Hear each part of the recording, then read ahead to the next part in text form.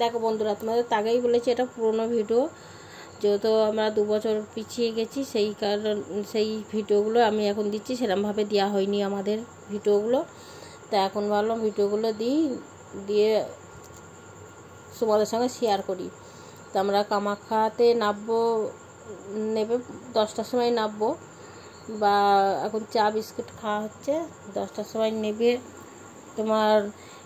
আমরা যাচ্ছি এবার বাসে করে, ওটা কামাখ্যা মন্দির এখান থেকে ওই 10 মিনিট লাগে। 10 মিনিট বাসে করে যেতে, তখন 10 টাকা করে ভাড়া নিয়েছিল, এখন কত করে নেবে জানি না। যেহেতু এটা 2 বছর আগেকার ভিডিও, তোমাদেরকে বলছি, কিছু মনে করো না, ভিডিওটা দেখো আর তোমাদের মতামত জানিও।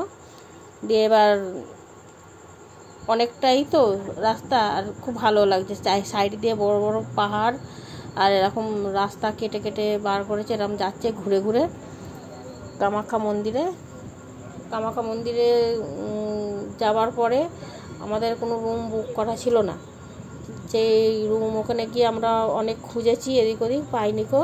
তা ভাবলাম রুমটা তাহলে দেখি সাইডে যে দোকানগুলো রয়েছে সেই দোকানগুলোকে বলে, তো ওই দোকানে বলতেই এক কথাই আমরা রুম আমাদের খোঁজ দিয়ে দিল, পেয়ে গেলাম।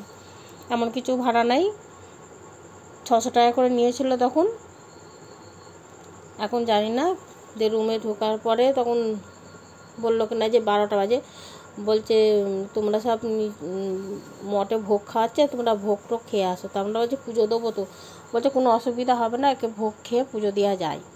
তা আমরা টোকন নিয়ে নিলাম, নিয়ে ভোগ খাবার সঙ্গে দেখেছো কত সুন্দর গোবিন্দভোগের তোমার হচ্ছে খিচুড়ি আর আলু দিয়ে মটর দিয়ে একটা তরকারি, পায়েস, পাঁপড় আর অমৃত যেন মনে হলো অমৃত খাচ্ছি, কি বলবো, এখনও মুখে লেগে আছে।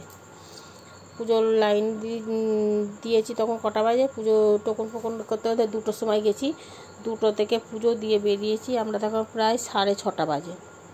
এতটা সময় লেগেছে, প্রচুর ভিড়, সব সময় ভিড় মন্দিরে, সব সময় ভিড়, কিন্তু মন্দিরে ছবি তোলা অ্যালাউ নেই, আমরা তুলতে পারিনি, আমি রিস্ক নিইনি।